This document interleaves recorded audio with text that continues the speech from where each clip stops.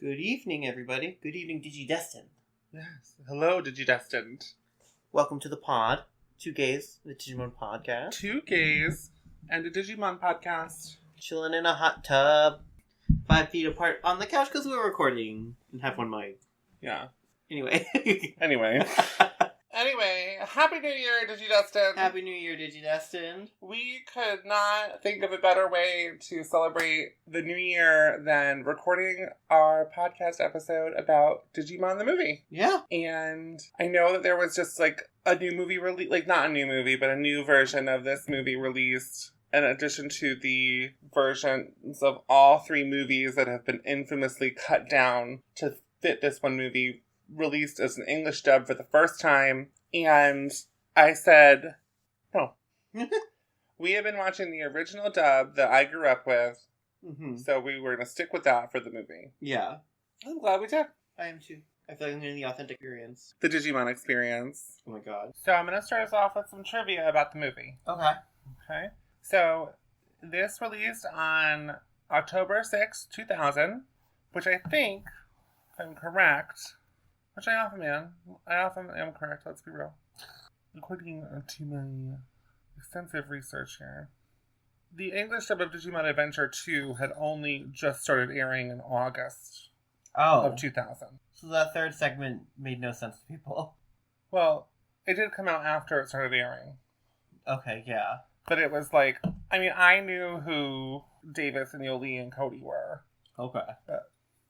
So, this is a famously edited down version of three other movies.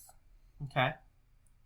Digimon Adventure, Our War Game, and definitely not doing some research right now, and Digimon Adventure 02, Hurricane Touchdown, The Golden Digimentals. That's a wild title. Yeah. Edited into Digimon the movie, which definitely was totally not made to compete with Pokemon the first movie and Pokemon the movie 2000. Totally. They haven't even heard of Pokemon. Yeah, they're like, oh, Pikachu, who is that? Yeah, God bless you, Gesundheit. Yeah. So Digimon the movie has a drastically different plot and had a lot of budget constraints. So more than 40 minutes of scenes from individual films were cut to save time, resulting in changes in tone, dialogue, and the plot. Yeah. Also, like, the overall feel being a bit choppier, I would say. Due to the number of changes, the press considered it an original work rather than a dub of a foreign film. Okay. The press. Yeah. New York Times weighed in. The press. Despite negative critical reviews, the film has had a positive reception from fans and audiences, developing a cult following. That tracks. I can say that, like, growing up in the fandom of Digimon, especially, like, as we got more on the internet, ironically, that there was a big debate between the original Japanese version being superior and this version being, trash garbage. But I always, kind of thought this version was fun. Yeah, I've never seen the original versions. So, Digimon Adventure is the name of the first short film. It is about 20 minutes, which is the length of a regular episode of Digimon, pretty much. Yeah, and I think we saw most of that, because it was about that length. The sources are saying that it has the least amount cut from every film, from all the films. Yeah. Our War Game has some cuts to dialogue, and the editing is a bit choppy. Matt and TK's subplot in that film is cut down. Okay. And the image quality is considered worse. And from the examples I saw of the original versus the dub, it does seem like the picture is altered. I don't get that. Like, how do they make it worse just by dubbing it? You know what I mean? I don't know how it all works. I'm not a scientist. Yeah, it's just I'm not a doctor. Hurricane Touchdown has big changes to its story and plot. And overall, the biggest changes are the soundtrack, which many critics of the film say lead to a drastic change in tone and mood, but that is kind of indicative of all of Digimon Adventure. Yeah. Because a lot of the songs that are play on the soundtrack are songs that play on the episodes. Yeah. So it's kind of it's mostly playful music. It's like upbeat pop punk. And like ska. Yeah. Ska will never die. Oh my god.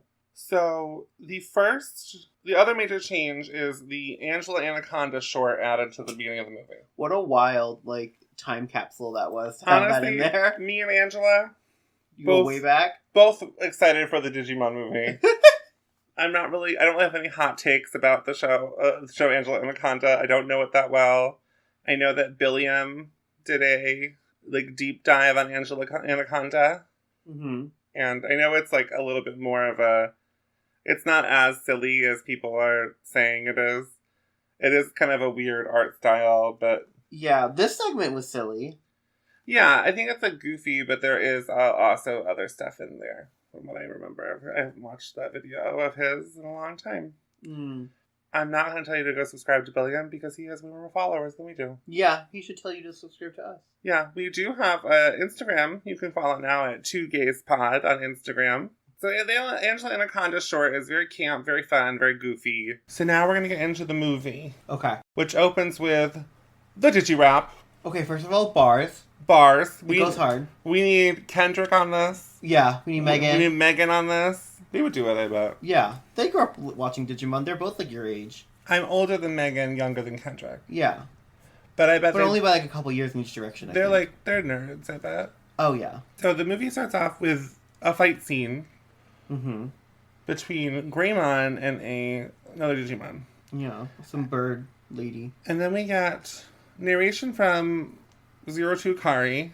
Yeah. And she introduces us to, the concept of Digimon. This is probably for, the kids who didn't really watch Digimon and, the parents of those kids that did watch Digimon but brought them to the theater anyway. Yeah. So, Kari introduces us to Willis. He is an American Digidestined and has 2 Digimon. And apparently, based on the way they animate him, is a ghost child. He's, Yeah. Pale and translucent. The past scenes are, of Willis are all done in this, very light... Vaseline filter. Yeah. Well, it's that Drag Race Season 1 filter. Yeah. I feel like those scenes that we see of Willis are edited from Hurricane Touchdown and put into this part of the movie. Yeah. So because overall, I felt like Hurricane Touchdown it was more in that kind of glossy, style. Yeah. So maybe they weren't even in the original film. Yeah. Happy New Year! Happy New Year! It went from fireworks to a thunderstorm. So we'll see how this goes. Yeah. So then we go from Willis to little baby Ty and Kari in their bedroom. A Digi-Egg appears from their computer as a digital anomaly starts happening. We're all we see all the numbers on the clocks and the machines are all kind of freaking out. And immediately I noticed that the animation style is a lot better. Yeah. It's not just still images panning across a still background. It's not just the same image flipped. Yeah. It's actually animated like a film, a studio, not Studio Ghibli level, but that kind of style where there's a lot of little movement and detail that happens. So a Digi-Egg appears and we get a lot of whistle tone from Kari here. Very Ariana Grande as Glinda. Because she has a little whistle. Yeah, that was the joke. Thank you. Sorry. Does she wear that whistle throughout all of Adventure? She has a thing around her neck. It's a whistle, She has right? a whistle, and then in 02, she has a camera. Right. So this Digi-Egg appears and hatches into Botamon in a cute sequence where Kari whistles out the leitmotif. The leitmotif of Digimon. Theme song. The burner. Yeah. And Botamon replies with its own version and sprays out some bubbles. Very cute. Very cute. So Botamon digivolves to Coromon after eating some cat food and candy bars. Which Ty quips, oh, those were mine, Kari, thanks a lot. Which is the humor from the cartoon where they just kind of throw in extra lines to fill time or whatever. Right. I mean, Pokemon did that too a lot. So that's how I first learned about the Minnesota Vikings was from Pokemon. And then Lizzo, 20 years later, brought them back. So Botamon travels to Coromon, and narrator Kari lets us know that this is not our Agumon from the cartoon. No. I have to say that narrator Kari bothers me. Okay. I think that her having quips about Uncle Fred at Thanksgiving, that's annoying to me. Because I'm little kids having that kind of quippy dialogue, I'm okay with for this situation. But I'm Kari, enough, please. Yeah, especially, it being, Because she's telling, like, the origin of how they, like, this is the Heightened Buterus story. It's, like, the battle they witnessed. This is the story. This is the backstory that made them be Digidestined. So, all of that happening, like, retroactively, like, her telling it retroactively and throwing in these weird little quips, like, that aren't important to the story feels weird as a narrator. So I'm totally with you. Do you think that this is part of TK's book? That's an interesting idea, and I really like that. I like that a lot, actually. I think that makes a lot of sense with how the characters are. So then, Poramon digivolves to Agumon, but this is, once again, not our Agumon, so he's a little bit more aggressive. He's huge. Mm-hmm. And little baby Kari and Agumon burst out of the apartment building and, like, go on a little adventure. Set to... A Digimon adventure. A Digimon adventure. Set to our first, like, 2000s soundtracking moment, which is very funny to me. Like, it doesn't take me out of it. Are you sure this is the point where they play Rockefeller Skank? I'm not sure if this is the exact point, but I think by this point they've played it, which I think is important to mention. They put a song with the word skank in the title in a Digimon movie, and I was very much caught off guard by that, because I was like, that's bold. Like, that appeared, like, what did they put on, like, when they released the soundtrack on CD, what does it say on the CD case? Does it say skank? Oh, we're looking it up. We're doing research on the pod. Research on the podcast. I was like, oh, the Vanderpump Girls would love this. Their favorite word. Yeah, we've taken a little bit of a hiatus for our podcast to go through the holidays, and Happy New Year, everybody, once again. And we decided to watch all 4 seasons of Young Justice, and we've watched about 5 seasons of Vanderpump Rules. Yeah. We should have this CD somewhere. Honestly, they should release it on vinyl. I would have it on vinyl if they... It is listed on the soundtrack as Rockefeller Skank. That's hilarious. I hope it says that on the jewel case. It's the Rockefeller Skank, by the way. That's amazing. She's the Rockefeller Skank. Yeah. Well, and everyone knows her. The Digirap is just performed by somebody named MC. Amazing. I'm sorry, MC Peapod. Oh my god. And Paul Gordon. Oh. I feel like I know the name Paul Gordon, but maybe I might make that up. Yeah, I think he writes a lot. I think he did a lot of the music for the show. Oh, he was in New Radicals. Oh, he's dead. R.I.P. King. R.I.P. King. So, Kari goes on this adventure with this Agumon, and he, like, blows up a vending machine. He almost blows up a bus. And then he starts attacking, like, a helicopter. Kari's a little freaked out at this point. Yeah, Agumon engages in slight terrorism. Basically, he starts, like, threatening to blow stuff up. Welcome to the stage. Slight terrorism. So, we then get an image of a giant Digi-Egg appearing in the sky. It was like almost like an electrical storm happening around it, and this is really causing the digital anomalies to like freak out. Like, and enter Parrotmon. What are your thoughts on Parrotmon? Parrotmon's cool. I like that it uses electricity, like little zappies, as its main attack. I think that's unexpected, especially compared to like Birdramon. I think it's cool. I think it is ultimately just kind of like a giant, like slightly scarier looking bird, but I think that's okay. Do you think that it is like the Zapdos to Garudamon's Moltres?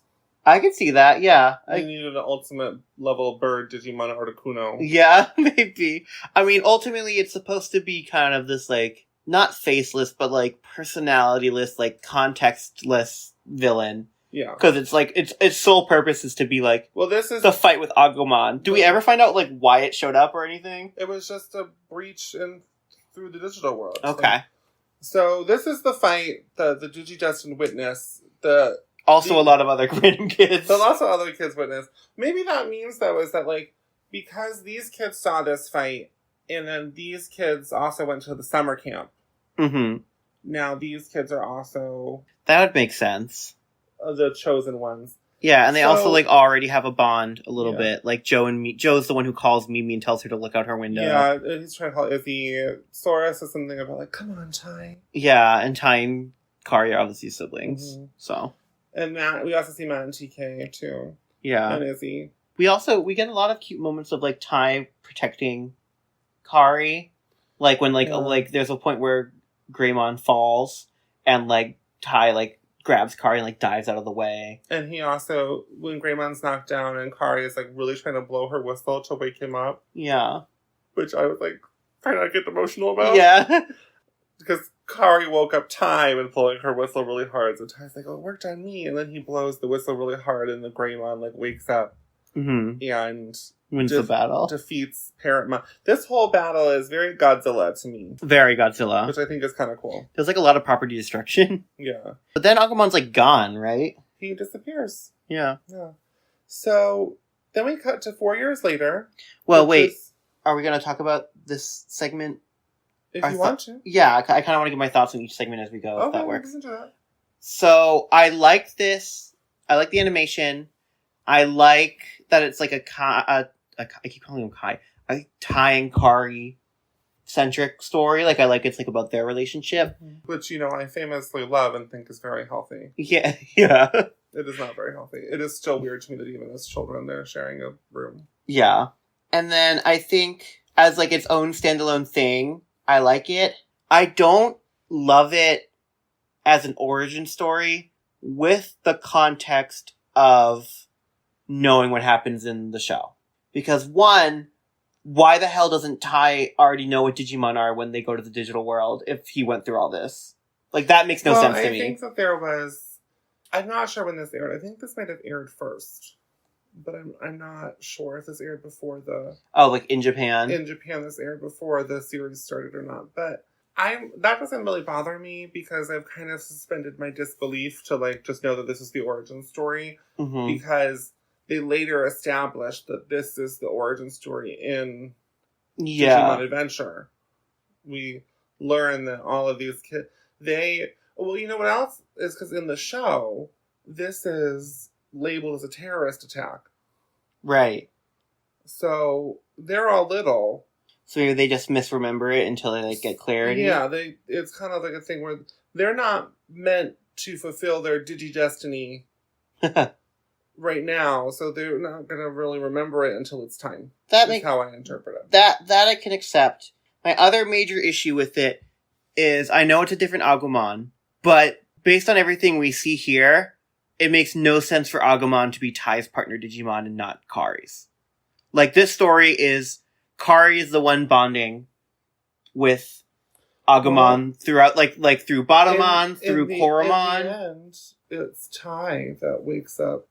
That's true. Raymon. That's true. But like, I think that the reason why Agumon is not Kari's partner Digimon is that Agumon is the mascot Digimon of Digimon as a brand, and Tai is the main human character, so they're going to be partnered together. And I think that Agumon works so well as a partner Digimon that they've brought him back like 3 other times to be a partner Digimon to different characters in the series. Yeah. I get why they did it from a business perspective. I just feel like the takeaway I got emotionally from this story was like Kari and Agumon really bonded, and Tai like was doing everything he could to like stop their mom from seeing, to keep Kari safe. Like, he was trying to like clean up the mess that was happening because of the relationship that was developing. Like, I didn't get a lot of relationship developing between Tai and Agumon. That Kari bonds with all kinds of Digimon. That's true. So I think it was Kari, like, there's a lot of stuff with, like, fate with Kari, I think. Like, okay, so she's destined to become a Digidestin, but fate decreed that she was sick when they went to the summer camp. Mm-hmm. So Gatchamon was lost to... Maybe it was the Gatchamon was lost, so Kari had to be sick because Gatchamon wasn't going to be there to reach her. Okay. That I could see. So, anyway... Yeah, so ultimately I liked it. I did think how it fits into the canon is a little murky, but obviously, like, there's a suspension of disbelief that just kind of has to happen. Also, we have to realize that there's been stuff cut. Yeah. So there could have been some cut scenes with Tai and Agumon. Yeah, I agree. So, are you... I want to know, yeah, but I want to know what you thought. I love, this is my favorite one, I think. Your favorite one is the first one? I think so. Okay. I think that there's something that just warms my heart about I really do think Tai and Kari have a strangely written relationship in the English dub. Mm-hmm. It feels almost romantic to me, which is very weird because they're brother and sister. I don't speak about my siblings the way that Kari speaks about Tai, and maybe it's because I'm older than them, but I just think it's very weird to me. Yeah. But I think this is very cute. It's the coziest. It is the coziest. It is very... I mean, the first two are my favorites. The third one's my least favorite. Okay. Spoilers. So, yeah, I know. So, are we ready to move on? I'm ready, yeah. So we'll move on to the Our War Game part of the story. Yeah, you said 4 years later? Which is 4 years later and is taking place in between Digimon Adventure and Digimon Adventure 02. Which is crazy because the title card says it's 4 years later, but then immediately the Bare Naked Ladies tell me it's only been 1 week. So, like, who's to say? Like, what am I? What am I to believe? It's not immediate. It's almost right out the gate. So, I loved it, by the way. I mean, it's one of your favorite songs ever. Yeah. So for this reason, this segment starts with Izzy noticing an internet virus, and the world is watching this virus, and it's a Digimon. I have to say, so I initially saw Digimon the movie in the movie theater that was near my house where I grew up. Mm-hmm. And my uncle worked there, so he got me and my brothers in for free. That's awesome. To see the movie. And this part, in the second part of the movie, really frightened me as a child. It's kind of got dark, creepy imagery. Mm-hmm. And I don't love it. That's not what you go to Digimon for. Well, I'm not bothered by it now as an adult, obviously. Mm-hmm. But as a child, I found it very kind of scary and unsettling. I kept wanting to leave the theater. So anywai, there's some Tai and Sora romantic drama. Whatever. Subplot, who cares? Yeah. But I do have to say, I like little Kari better than 02 older Kari. Yeah, no, she's like going to a birthday party. She's like cute. Fun and sassy here. Yeah. We see she like Tai's like writing an email to apologize to Sora, but he's like not ready to send it because he can't tell whether he wants to say love or from. And Kari's like, by the way, if you want to send it, here's what you click. And she clicks it and it sends the email. Yeah. There's a lot about this storyline that I think only works in this time period of the 2000s. Yeah, no, I agree. Where our understanding of the internet is very limited. Yeah, and it's also very like the youth understand it better than the adults in a way because they're like growing up with it. I also think like the spectacle, the marvel of this movie is very much like, look at the way we animate the internet. We look at the way we animate we'll get that. Yeah, the cyber net. So we see that Joe is running late for an exam. Mm-hmm. Mimi's on vacation. It's Mimi, bitch. Mm-hmm. And Mimi also has a letter from Joe on her front door. Yeah, maybe a love letter. So Izzy runs to Tai's house. Mm-hmm. And we see that Matt and TK are on a vacation in the countryside. There is a joke when Tai answers the door and it's Izzy. Mm-hmm. And Izzy's like, the egg! It's the egg is dangerous. And Tai is holding an egg that his mom needed for whatever recipe. The running joke of Mrs. Kamiya being a terrible cook and also kind of an unaware parent is very funny to me in this whole segment. Yeah, at one point she makes beef jerky milkshakes. So disgusting. Izzy's like, the egg! It's hatching! It's already hatched! And Tai looks at the egg he has in his hand and looks at Izzy and is like, oh. And that was a really funny joke. So there's big trouble and it's very Y2K. Like I said, I think this is only could happen in this time period.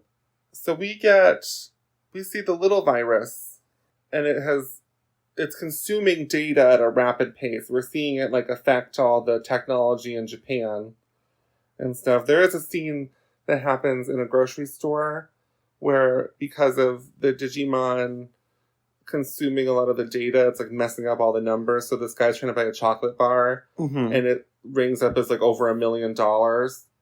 And we were wondering if it was supposed to be Yobi's parents' convenience store. Yeah, I like to think it is. Mm-hmm. So, do you have any thoughts on Caramon, the virus? Not so much on Caramon because we don't get a lot of he is creepy. He's creepy looking. What we mostly get of him is a still image that spins as a sprite almost on the screen. But then we do see Caramon when they go on the internet.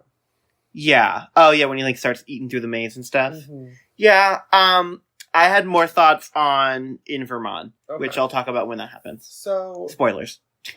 We get a really sweet reunion with Jenai and Izzy and Tai and in 8-bit form. All the Digimon, and I cried. Mm-hmm. I don't know, I just love friendship. Yeah. So, Agumon and Tentomon enter the internet with the power of Jedi and the Digivices. Mm-hmm. I love the way they depict the internet in this movie. Absolutely. It's very cool. It's very much like probably one of the first, if not the first time that like kids watching this movie will have seen something animated in this, like seeing like this concept. It feels so fantastical. Yeah. And I feel like they reuse this kind of imagery when in Cyber Sleuth, Digimon Story Cyber Sleuth, which is a game that came out years later. And I played it on my Switch. Mm-hmm. So this kind of like digital wonderland, I think is kind of it's just a really cool visual. Yeah, it's like you're flying through like the Ethernet cables. Yeah. There's also like a lot of cool like physical computer and like internet media stuff we see. Like we see like Izzy like moving the computer monitor and the tower of like their dad's of Chai's dad's desktop, and like him like physically linking it up to his laptop and things like that to like boost the signal or whatever. Yeah. It which is again like very much like a relic, like a time capsule. They keep getting clogged up by the phone line. Yeah. So, which is like again very 2000. But we see that Tentomon and Agumon digivolve to fight Karamon, who's now at the rookie stage. Mm-hmm. And then Karamon has kind of been absorbing all this information and data. And he actually skips the stage and digivolves to Inframon, an ultimate level Digimon. So we never get to see it, Karamon's champion level form. Yeah, he just like skips over it. That's crazy. Inframon, terrifying. I like Inframon as a bad guy Digimon. Oh yeah. He's actually a partner Digimon in Cyber Sleuth as another character. Oh, well, he frightens me. He's like a spider, but his like limbs are like skinnier than his hands. So it's very like he's like got like almost like cables, like information. Yeah. Like Ethernet cables. And they're very floppy. He almost kind of looks like one of those like creepy like children's animatronics that like is supposed to be cute but actually looks terrifying. Very Five Nights at Freddy's. Yeah, he gives kind of like that energy, and like the way they animate the way he moves, like it's like a fast spider. Yeah, and he also like he has like a face that looks like a mask kind of, and his head will like rotate upside down, and the mouth opens and there's a cannon inside. He is scary. He does a good job of being scary. Yeah. So we see that he's really strong, and they start to digivolve to Ultimate, and Inframon kind of interrupts their digivolution, which I thought was kind of funny. Yeah, he just like yeets himself at them and like stops them, which is I can't believe that worked. You know? So Izzy is getting emails from Willis from America, who we learn is a child prodigy, much like Izzy. Yeah. Oh. And Willis says that Inframon is all his fault. So more on that later. Yeah. Also, we should probably mention Tai and Izzy can't get a hold of anyone else on the phone for a variety of reasons to help out. But mainly because Inframon is disrupting all the phone lines, and he's going through all the phone numbers that he has access to because he's looking for somebody. Yeah. And he's just like deleting data. But then even like why can't I remember? Oh my god, why can't I remember her name? Sora? No. Sorry. No. Mimi. Oh, I wanted to say May. It's 1 a.m., so my brain's a little fried. Mimi's like in Hawaii, so like her regular phone isn't ringing. Yeah. And like Matt and TK like are with the grandma, and the grandma does not answer the phone right. I think that the implication with Mimi is that she's so popular that everybody's calling her, so her voicemail is filled out. Yeah, and Sora's still mad about this freaking haircut. Yeah, but Sora, it seems like also because she's trying. There's a couple instances where Sora almost gets involved in the action, and God forbid that happens. Yeah. So, but Izzy leaves and then comes back because he has a satellite uplink where they're going to connect to like the NASA satellite, basically. It's crazy. Izzy's so cool. So, I like how Izzy-centric this segment is, actually. Yeah. Izzy's kind of the real hero of it. In the Digimon Adventure 2020 reboot, they basically do like a multi-episode arc that is a similar plotline. Okay. And the director of this film, Mamoru Hosoda, also made a similar film called Summer Wars that is a very similar plot to this. Okay. So Inframon is in New York City heading for Willis. So we see that Matt and TK are able to get to the internet. They're able to get in touch with Tai, and they're able to get Patamon and Gabumon into the internet. Yeah, and they're able to join the fight. So, but Infamon, again, has absorbed a lot of data. Yeah. And so he digivolves to Diaboromon, who I thought was so scary. So scary. As a child. Yeah, very. It was even a scary name. Yeah, well, it's, It's like Diablo. Literally, yes. So, Izzy gets taken out briefly by Mrs. Kamiya's cooking. Mm-hmm. And the internet battle is not going well. No. Patamon and Tentomon have been taken out by Diaboromon. And kids around the world are watching and sending hate mail to Izzy. Yeah. Well, also, Tai hits the computer and it crashes, so, like... Yeah. Agumon, or at this point, is he Wargreymon in this? I think now they are Wargreymon and Middle Garurumon. So Wargreymon is, like, reliant on Tai's, like, active participation on the computer end for him to, like, function in this, like, internet realm thing. So when the computer crashes, he, like, literally freezes. And, like, they had the upper hand against Diaboromon, and then because the computer crashes, Wargreymon just, like, checks out, and it allows Diaboromon to, like, win and escape and leave them in kind of dire straits. So we then see that Diaboromon has also been sending Izzy emails. Mm-hmm. Taunting him, basically. Basically, yeah. And he sends an email with it's a very ominous email that starts a 10-minute timer. And we discover that he has access to the nuclear codes and is sending missiles specifically to Tai's neighborhood in Japan and Colorado. Which is where Willis is from. We learn later on. Adam? What? They hit the Pentagon. They literally say that he has invaded the Pentagon. Yeah, it was wild. Which, once again, they are very lucky that this movie came out before 2011. In 2000. So they get back on the internet and they see that things are really not going well.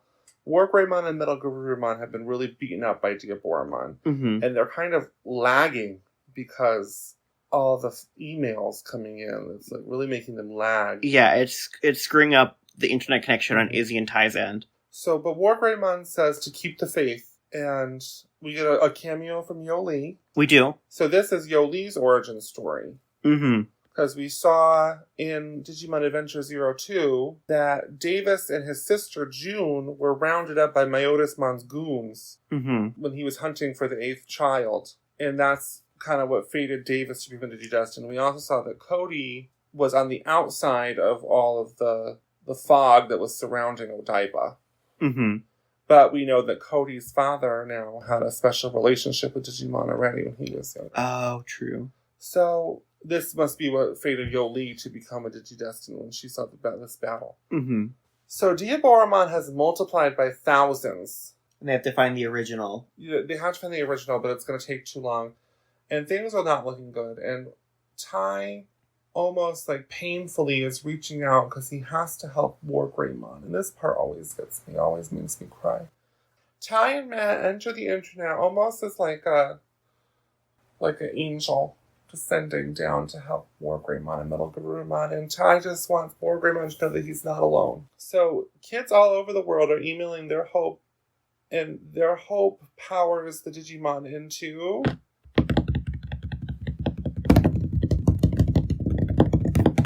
Omnimon. Hell yeah. What are your thoughts on Omnimon? Very cool. Very cool. Yeah.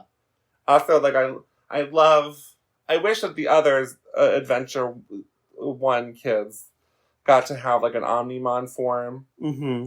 Because, like, the Wargreymon sword and Metal Garurumon cannon are so cool. Like, could you imagine if they had, like Gomamon's Mega is Vikemon, who has like a Morning Star ball and chain weapon. Like, could you imagine like one arm is that and then the other arm is like a Hercules Kabuterimon thing? Oh my god.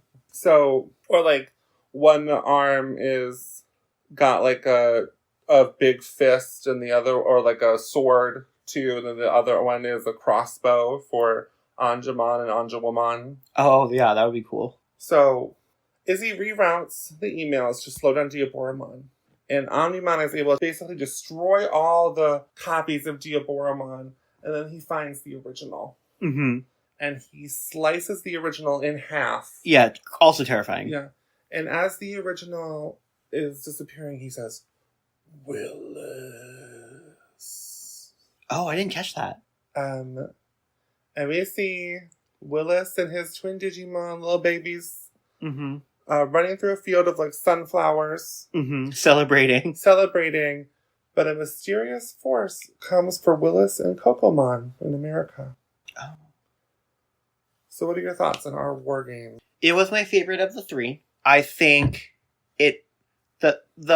all the stuff regarding like that we talked about it being like this kind of showcase of what people's like concepts of the internet were at this time, like how rapidly it was developing, how it was this new exciting thing. All of that's really cool. And the fears of the internet with like Y2K. Yeah, the fears, absolutely. I think it works as a self-contained story. We know the characters. It doesn't tell us anything about the characters that we didn't.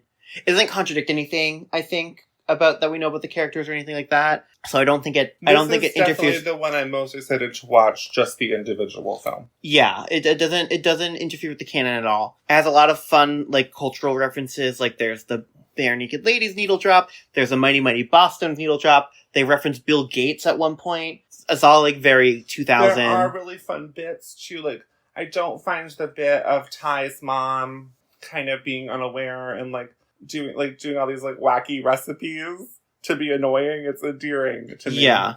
It also, I think this is probably in the case of the other two very much a result of the cuts and edits they make. It has the best pacing. It like I don't want to say slowly because it's only like 35 minutes long, the version we get to see, but it like ramps up in stages, like the action, like it ramps up from like this egg is hatching and Izzy's like urgent to tell Ty about it, not necessarily because of danger, but just because of like unexpected like intrigue and like we got to figure out what this is because like cool new exciting thing, and then when it becomes clear that it's like malicious and it's going to be a problem, and that problem like evolves in stages. It evolves from like it's eating data and like making cash registers in grocery stores freak out to now it's causing all the phone lines to go down so people can't communicate to now it's hacking into like government weapon systems and launching nuclear missiles. Yeah. All of that I think is like it's a good build. I think the animation is good. I think the emotional beat of Ty coming through the computer screen is great. Matt coming through the computer screen, I think, would make more sense if we didn't get as much of apparently that part of the story cut, because it does feel like it feels like originally they were like given equal weight in the narrative. More of that. There's like I feel like the clips must just be more of them trying to find a place that has a computer because they're in like the countryside of Japan. Yeah. I think the tone of it is good. I mean, I think there are parts where it does feel a little bit hectic, just because they are probably cutting it down for time and they're cutting out like a little bit of that breathing space. But I think they did a pretty good job of maintaining that balance. And yeah, I think it has the best villain of these segments. I think it has the widest range of characters that are like. I mean, it is very Matt and Ty centric, which I think is I think it's very Izzy-centric. Ultimately, it becomes Matt and Ty-centric because they go into the computer. They're the ones doing the fighting. I think Izzy is the third, like, protagonist. Yeah, and he's kind of the one who enables anything to happen. Yeah. And I do think that it is utterly ridiculous that the other characters are not like Joe has no idea any of this is happening. Yeah. And Mimi's on vacation. Yeah. Sora's holding a petty grudge. By the way, grudge. The grudge is insane. Holding her back from participating in this adventure is so irritating. Yeah. And it's just further them, like, not knowing what to do with Sora. Yeah, and, like, the whole reason she's mad is Ty gifted her a hair clip, and she's mad because she takes it as, like, oh, so you want me to change my hair? Which is, like, the most obnoxious thing you could ever do to getting a gift. To me, tells you that this was written by 3 grown men who may or may not have teenage daughters or whatever. Yeah. Like, I'm not, like, a Tai stan, but, like, oh my god, this is not, like, Tai being a dumbass. This is, like, Sora picking a fight for no reason. It's so annoying. So I really like it. Long story short. So we cut to the present day for... But what about you? Oh, I like this one, too. I like our war game. I think it is my favorite of the three. Mm-hmm. And I've kind of said my piece about it already as we've gone along. I think I don't really have anything else to say that you didn't already say. We're so in sync. I just... Like Omnimon. Yeah, the Omnimon reveal is really cool. Like there isn't a part of it where I'm like... I mean, like, the Sora thing, I'm like, oh, come on, but, like, that's, like, a character decision, not, like, a plot decision. One of my big takeaways is that I would like to see Caramon be a partner Digimon. Okay. Again, and maybe in an anime of, like, some kind of weird goth kid. Or something. We'll see next season that there is kind of a more dark Digimon that is a partner. And and Digimon Survive, a more sinister-looking Digimon was a partner. Who actually his Digivolution was Myotismon. Oh my god. So, I'd like to see more of that. Yeah. So, we cut to the present day, where we get to meet the new Digidestined. Mm-hmm. And my first note is, fuck Kari. Oh my god. Once again, she's back on her bullshit of hating on Davis. Yeah. But this part is taking place kind of during the Digimon Emperor arc of the first season. Mm-hmm. So... Davis hasn't really gone through as much growth, probably, but still, I mean, Kari was hating on Davis up until the very end, so. We see that Kari and TK are abroad in New York City, and we don't really know why. They say, like, to visit Mimi and to make Davis jealous, which, like, what the hell? Whatever, Kari. Yeah. In the original movie, I know that TK and Kari are abroad to warn Mimi, because the OG Digidestined are actually disappearing. What? Oh, so this one's totally different in the dub. What's happening is that Kokomon is capturing them. Oh, okay. Because he's trying to go back. Mm-hmm. I thought he was also really scary when I was... Yeah, he's, like, got weird proportions. Kokomon is called Wendigomon, actually. Yeah, I was gonna say he looks like a Wendigo, so. Kokomon's probably, like, his, like, the little baby form is Kokomon. Yeah. Cocomelon. All I could think the whole time. You did say Cocomelon when we were watching the movie, and I was like, oh no, we are not a Cocomelon household. No. My kids watch RuPaul's Drag Race. My kids don't watch Cocomelon. My kids have blue hair and pronouns. My kids watch Digimon. Yeah. Sheila was watching with us for a little while. Our cats were watching Digimon. Our cats are so Gatomon coded. Yeah, in fact, Sheila's right here while we're recording. So, anyway, there's some mess happening in New York City, and TK and Kari meet Willis. Mm-hmm. We already said our thoughts on Wendigomon. He is very scary. Yeah. Very creepy. But we meet the boy. King. I'm obsessed immediately. The short king. I immediately love him. Yeah. Terriermon. Yeah. Oh, you're gonna love next season. Is he in it or is Lopmon in it? Both of them are. Oh, yes. So, this fight between Terriermon and Wendigomon is similar to what we will see in Season 3. Because did you notice that when TK and Kari were running, they're in New York City. They're probably like in Queens or something. Mm-hmm. Because they're trying to find Mimi, so where else would she be? And there's nobody around. Yeah, And we already said that everything kind of seems to have this kind of glossy finish on it. Or like a fog, kind of. Mm-hmm. We see Wendigomon also disappear in a fog, a wind. Yeah. Which I think must be the hurricane that they're talking about. Yeah. So, Kari and TK head after Willis on a train because he kind of takes off. He doesn't want anybody to get too close to him because he keeps saying that every time someone tries to help him, Kokomon takes them away, which must be a reference to the plot of these other kids trying to help him. Mm-hmm. So. Also, it's not just any train. It's specifically branded as an Amtrak train. I don't know if you saw it when it flew through, but I saw it. It said Amtrak on the. Is this movie sponsored by Amtrak?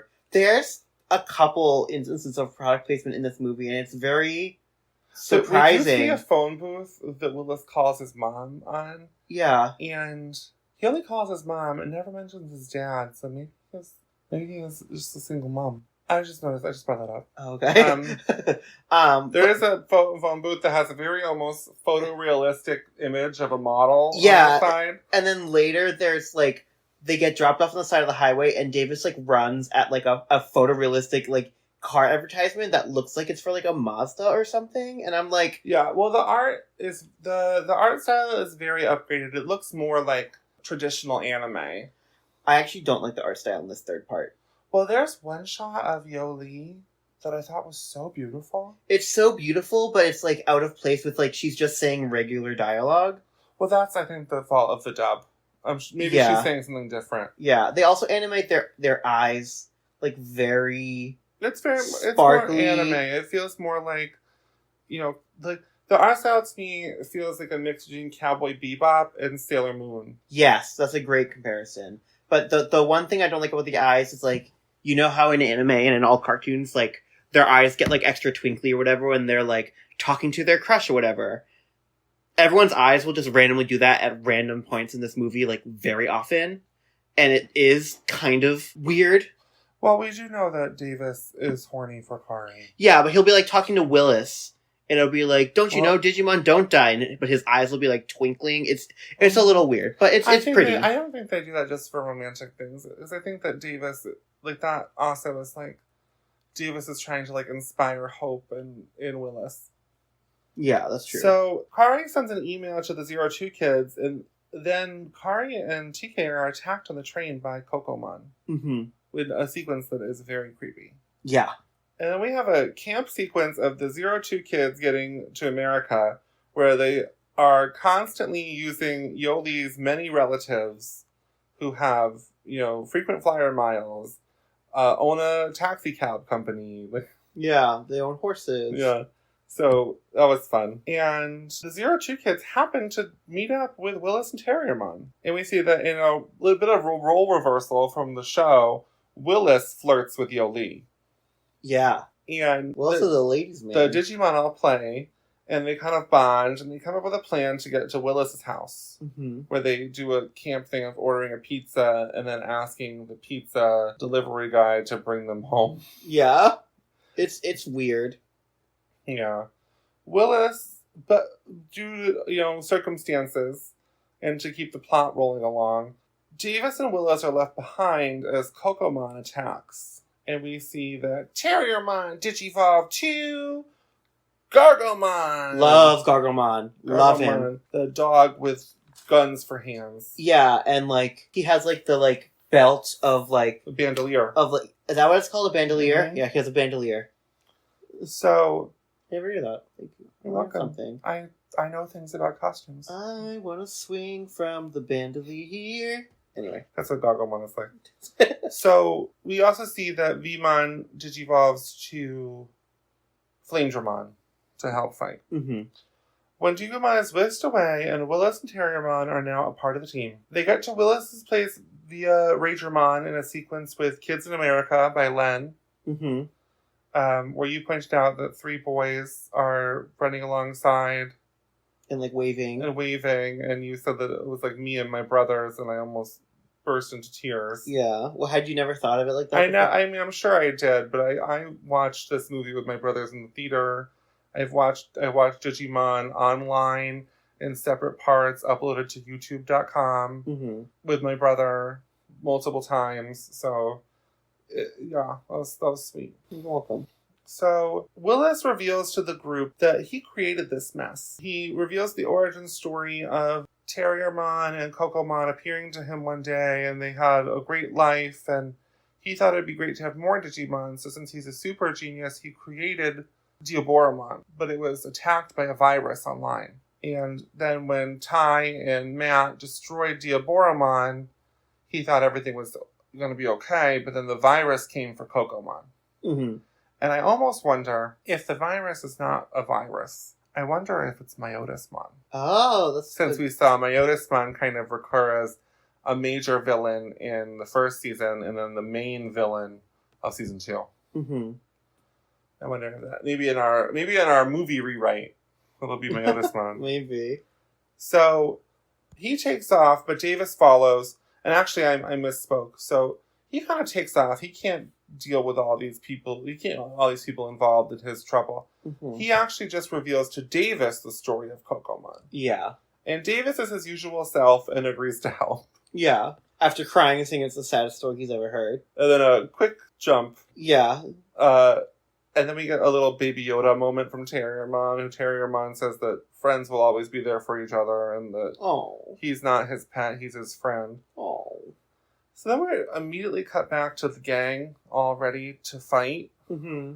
And Kokomon appears and becomes Antilamon, who's also creepy. Mm-hmm. And everybody digivolves. And the fight is not going well. Also, the whole time, even though he keeps digivolving, they still keep calling him Kokomon. Yeah. Where these Digimon do have names. So yeah.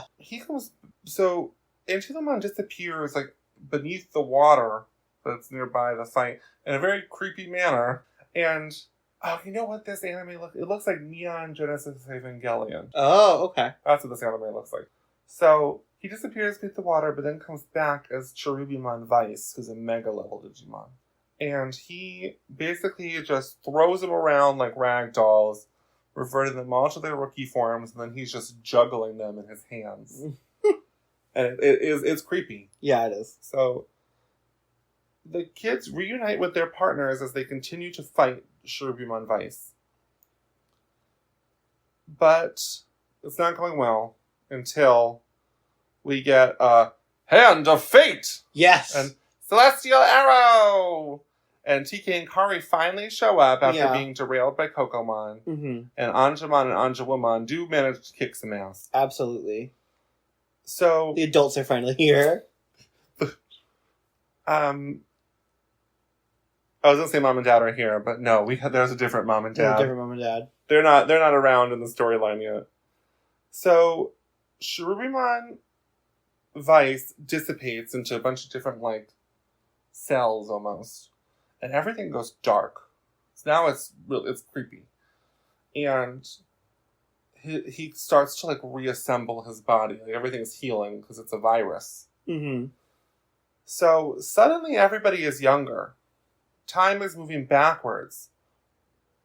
They're going back to the beginning. What is this, Lost? So going back, Willis thought meant he had to go back to Colorado, where he's from. But what actually its meaning is that they have to go back to when the virus first infected Kokomon. Yeah, back in time. Yeah.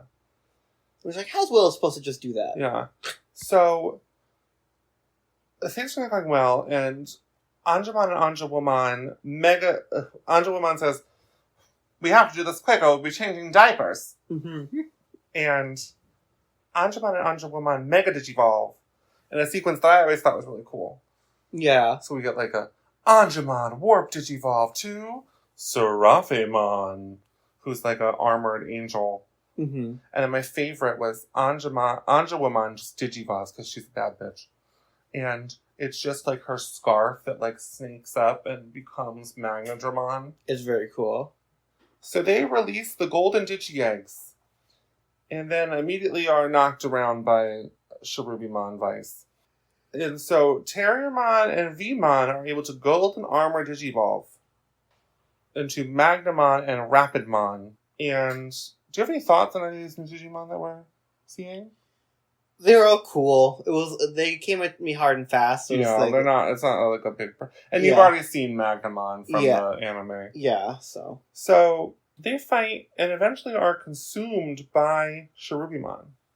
Little baby Yoli is holding Poromon, who's been hurt in the battle, and she's trying to patch up his wing, but he's trying to go fight. And she tells Poromon that he needs time to heal, which is exactly like what Willis told Kokomon in the past, before he was infected by the virus. Yeah. Inside Cherubimon Vice, Wendigomon tells the Golden Armor Digimon to destroy him, because it's the only way to cure the virus. Yeah. They do it, and it works. We briefly see Cherubimon Virtue before he fades away. I do kind of like that there is Cherubimon Vice and Cherubimon Virtue. Yeah, it is cool. So, Willis is afraid that he lost both Terriermon and Cocomon, but in flies Terriermon riding on the winds with Vmon holding on to him. Very Sonic Heroes. Yeah, very. So, do you think that the team would be Terriermon as flying and Vmon as power and Wormmon as to be the speed? I guess so, yeah. There's an uneven amount of Digimon, because then like Hawkmon and Armadillomon would just be by themselves. Maybe the team is Hawkmon, Vmon, and Armadillomon, and then Patamon, Gatomon, and Terriermon? Maybe. That could work. But Patamon's definitely the flying. There's no Wormmon, though. I don't know. It's complicated. We'll workshop it. Yeah. So they're back in New York City.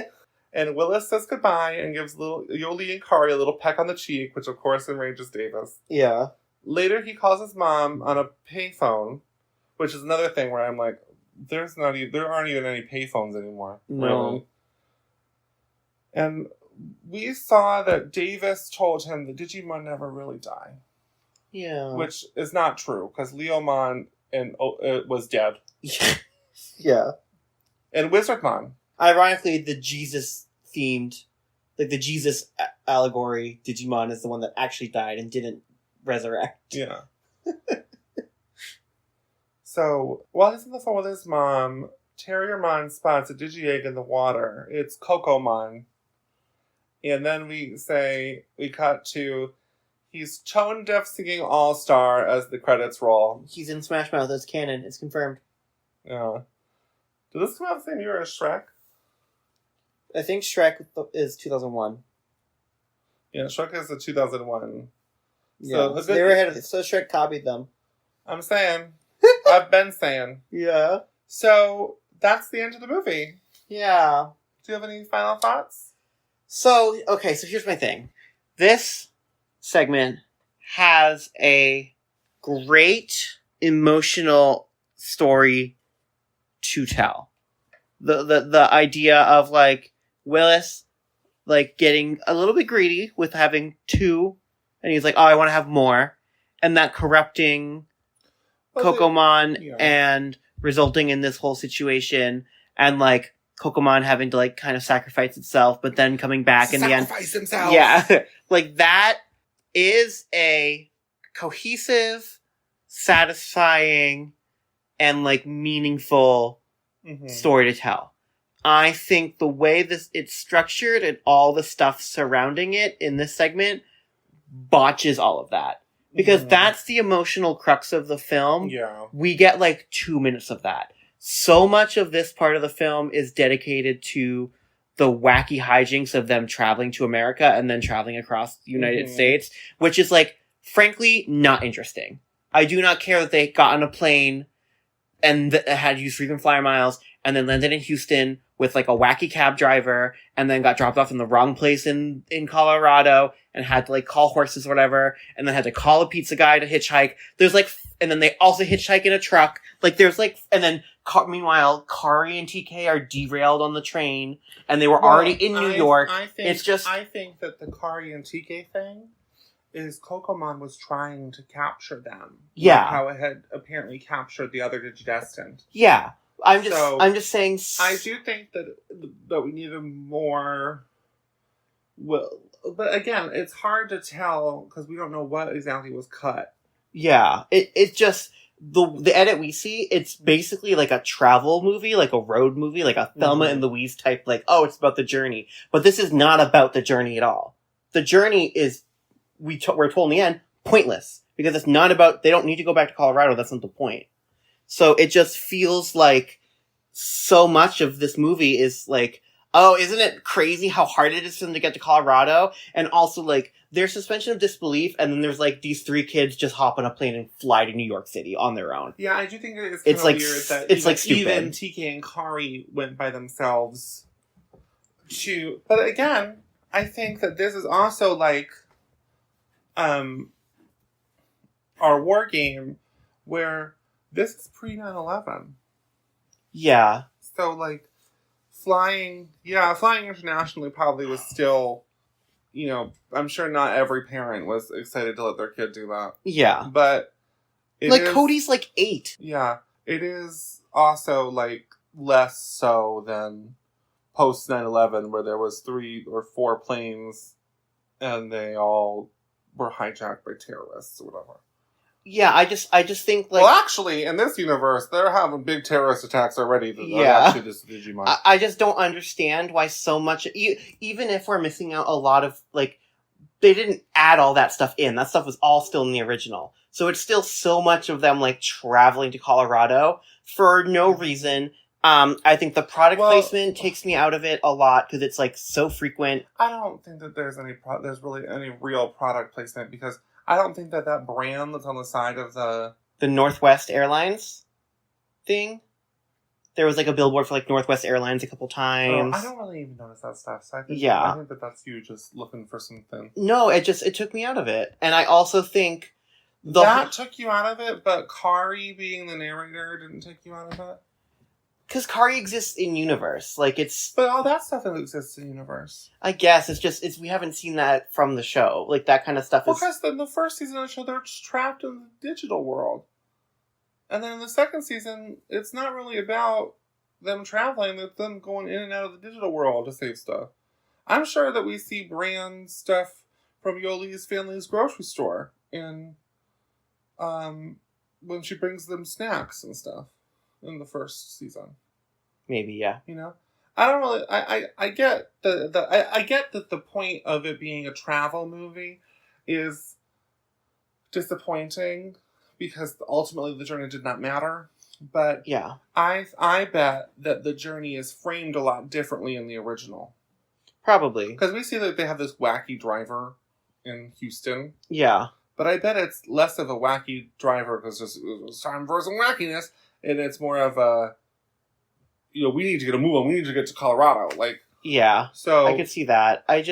And, Texas is huge, so. Yeah, and I'm sure this is also a result of the editing, but the pacing is weird.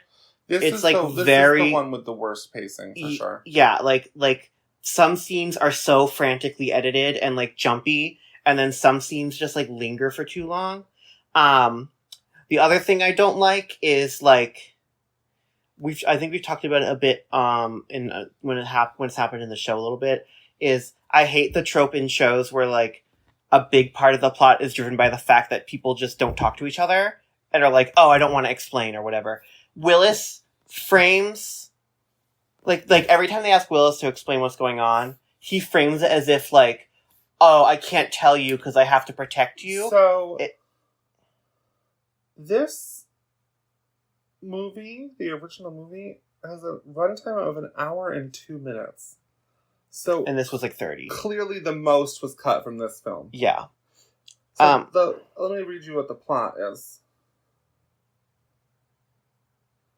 The older Digidestined mysteriously disappear. At the same time, a strange Digimon is seen wreaking havoc in America.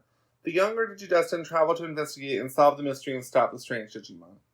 So, that is essentially still the same plot. Except without the disappearing part, because they're just not in it at all. The old Digidestined. But I do think that all of your problems with the film are because of the translation and the cuts. I mean, I'm willing to believe that. I'm sure that's probably the case. But this is what we saw. Yeah.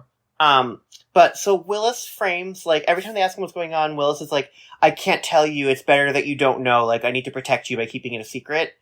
No, it's not. Once he explains it, there's no reason that they couldn't know that.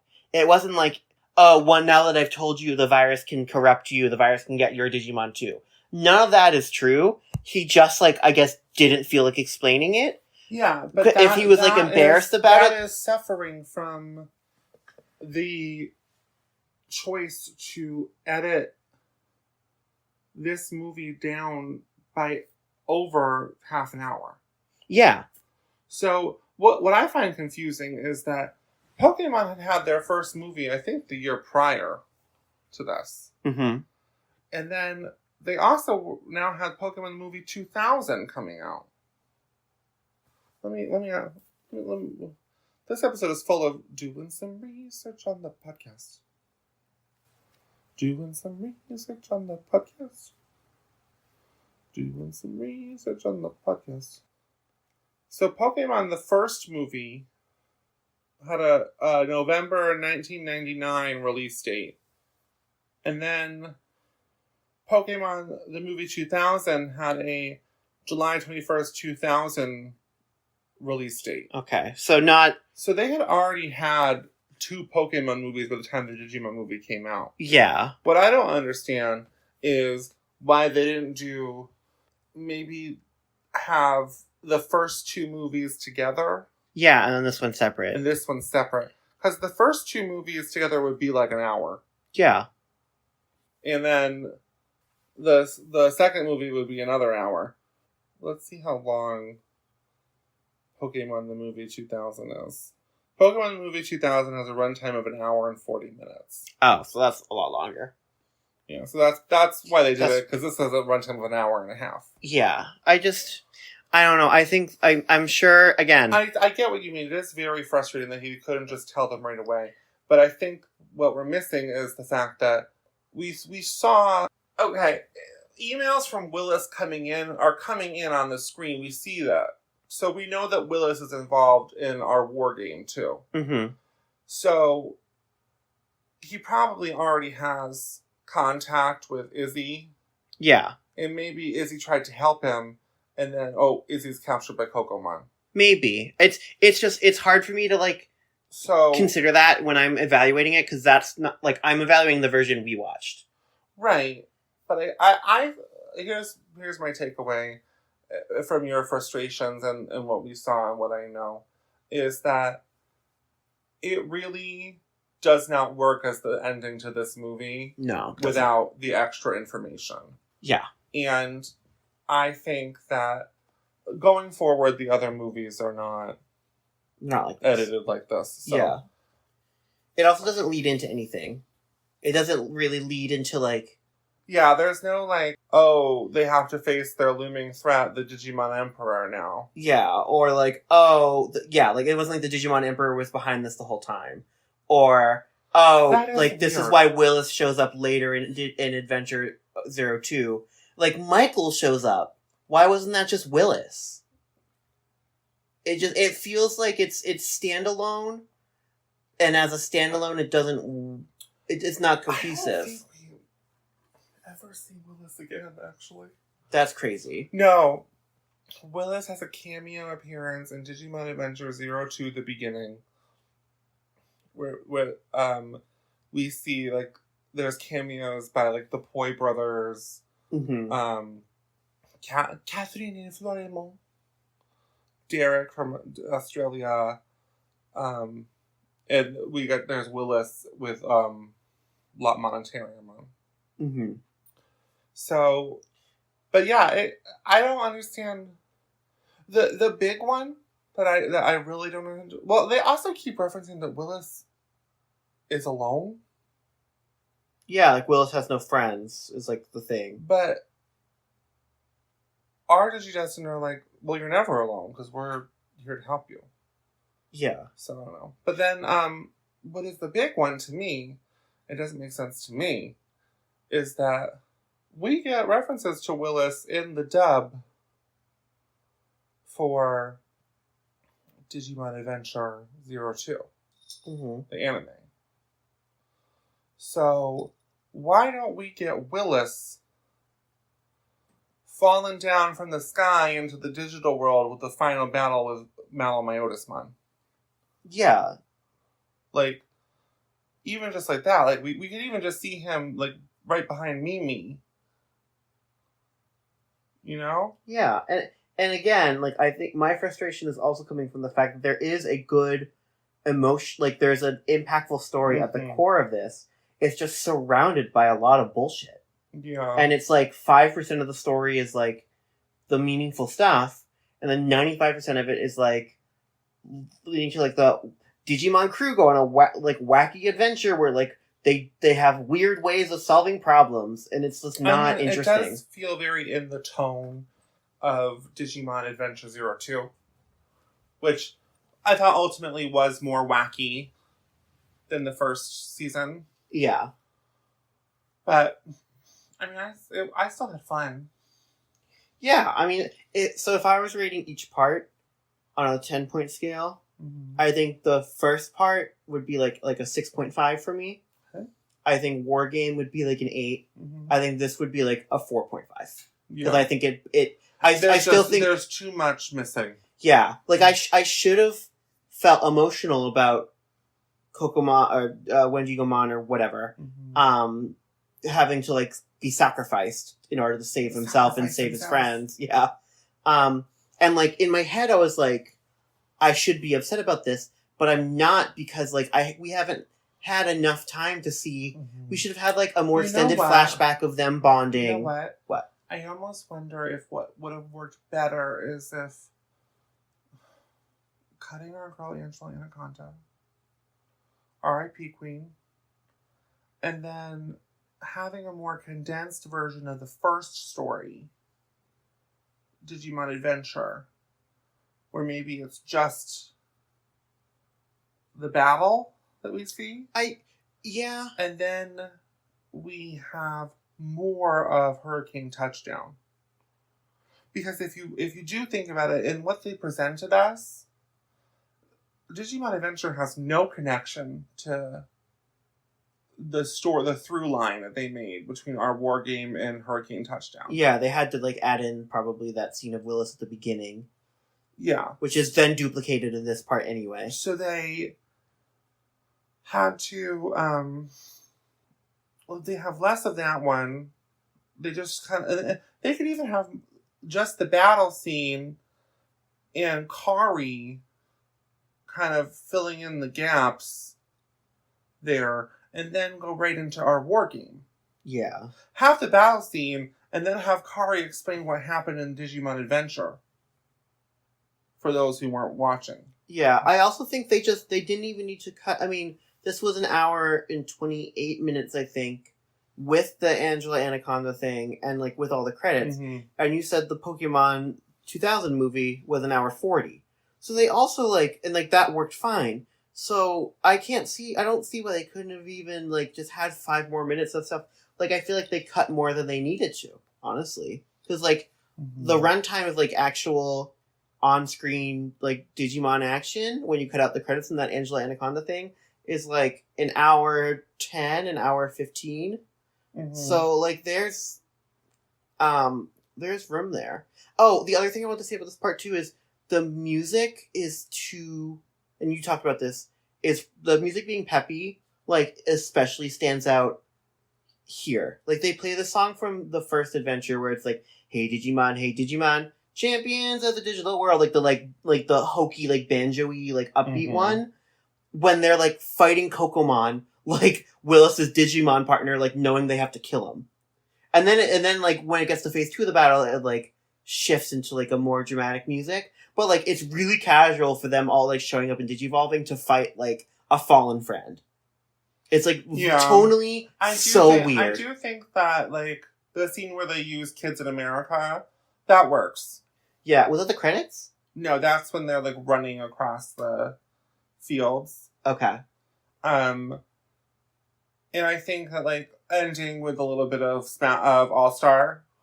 Yeah. Fine. I think that, doing like Rockefeller Skank and 1 week in our War Game, that's fine. Yeah. I do think that, I mean, I'm nostalgic for those hokey Digimon songs. Yeah, and I am too from watching it with you.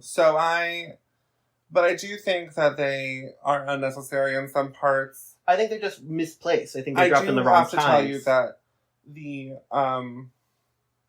I think the re-release and redub of this kind of uses more of the original music.